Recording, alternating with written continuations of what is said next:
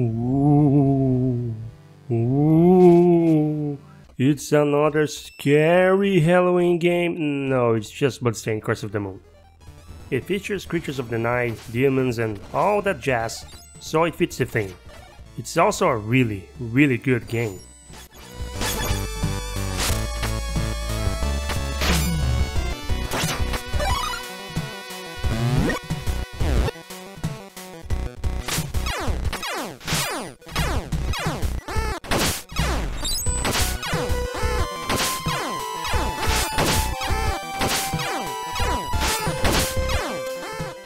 You know I'm a Castlevania fan, and I always mention that, and this game is as close as you can get to a modern iteration of a classic 8-bit era Castlevania.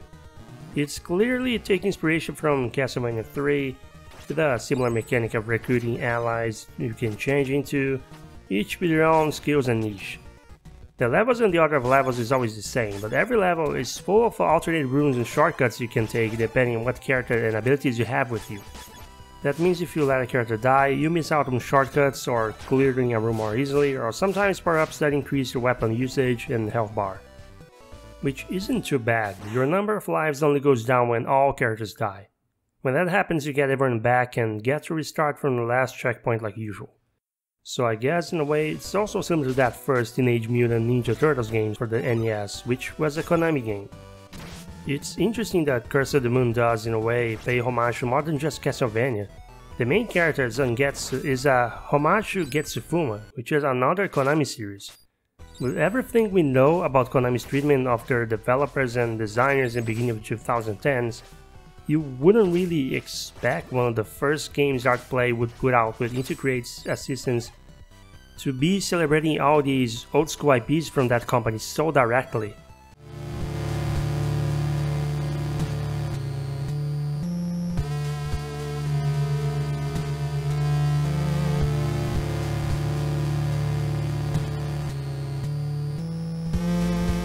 In terms of story, the narrative presence is really brief and to the point, much like Castlevania 3.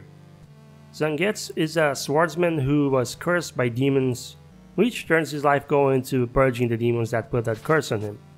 Sensing the presence of a powerful demon, he sets off to a castle.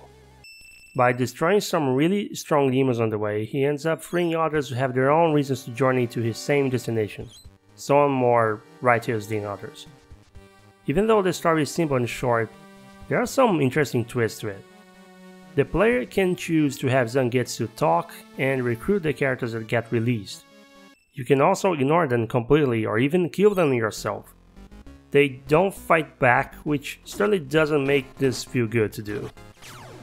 If you choose to kill everyone indiscriminately, Zangetsu unlocks abilities for himself, like a circular slash attack he can do while in the air or a double jump. If you recruit them, then you get the benefit of using the other characters' exclusive skills, weapons, and get a different ending than the one you get going solo. Making Zangetsu more powerful sounds like the better deal if you don't like controlling other characters, but it's actually the harder alternative. Having allies means you can essentially extend your survivability. You can change characters on the fly, and each of them have a separate health bar.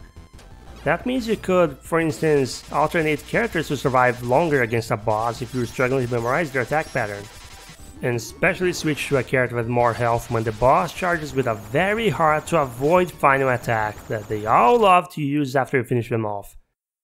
That strategy works if you don't let anyone lose all their health. If you don't switch characters before they're depleted, you're sent back to the checkpoint with that character not available until all others die, like I explained earlier in the video. Between that, the permanent power-ups you find in each level and the different sub-weapons each character has access to, Curse of the Moon is similar to Shovel Knight in that it's, at its core, give you a lot of flexibility for how accessible you want the game to be, while still succeeding at being an experience that's very true to what someone who played side-scrolls in the original NES considers to be real retro gaming with the infamous NES hard difficulty. NES hard, or NES hard like some of you like to say.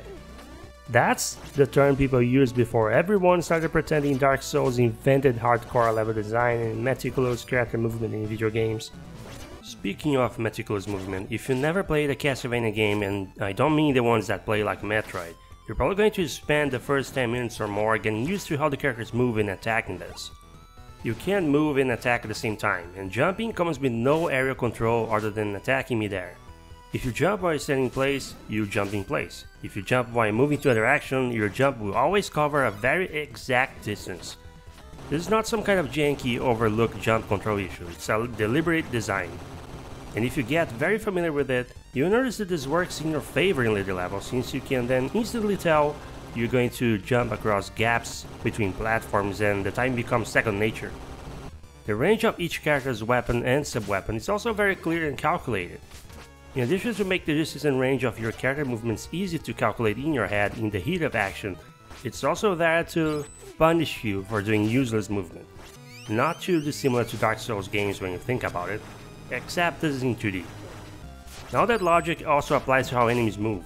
When the player notices that, the rhythm of the enemy placement becomes just predictable enough that they can deduce what was off about their own timing and decision making. This is what makes classic Castlevania design click. It sounds intimidating, but when you take control yourself and give it some time, it's really not that bad. Since the game doesn't throw you too far back for your mistakes, it works as a die and learn experience. There are 8 levels, all which feature different themes and aesthetic, but follow the same template, requiring the same approach you should be getting comfortable with during your playtime. And Curse of the Moon levels have far less bottomless pits and narrow platforms than the harder Castlevania games. Don't worry about messing up, just make your goofs a learning experience. In terms of accessibility, the game also includes the option to change anytime you're not already in a level, if you want the game playing in veteran or casual style. Casual style removes the knockback from taking hits entirely and gives you unlimited lives.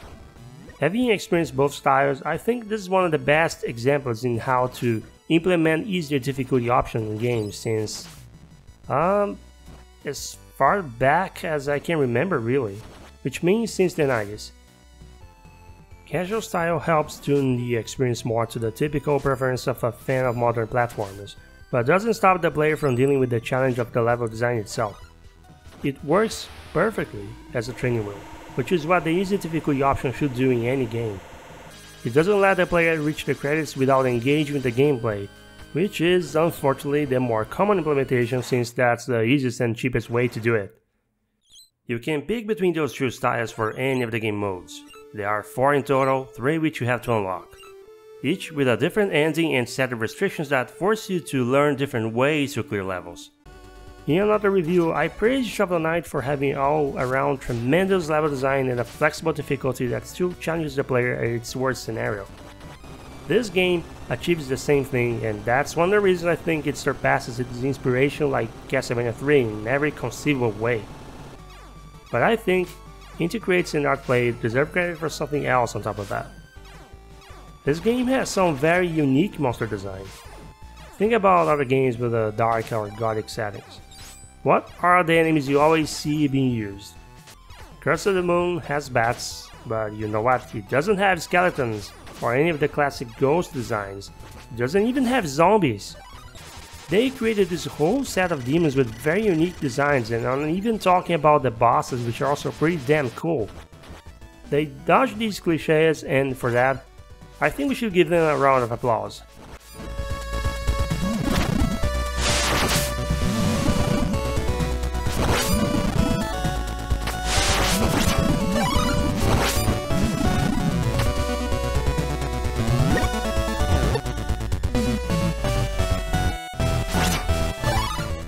Now, before I wrap this up, I just want to make something clear.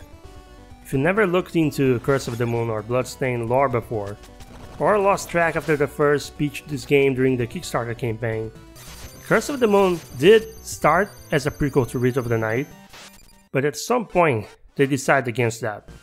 This game is an alternative reality. It includes characters from Ritual of the Night, but they're not in the same roles, alignment, or even fighting the same way they do in that game.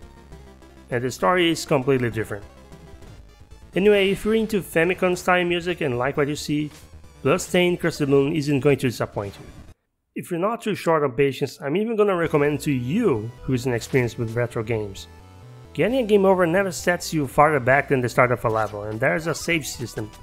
From start to finish, a single campaign takes a little over an hour, which sounds like too little for this price point, but trust me, the replay value, the many different paths you can take in a level, the different endings, all that makes up for it. I play it on Switch, but this game is available everywhere and plays well in any active platform. Play it! And then go buy the Castlevania Anniversary Collection, you should be ready for it. As always, thanks for watching and take care.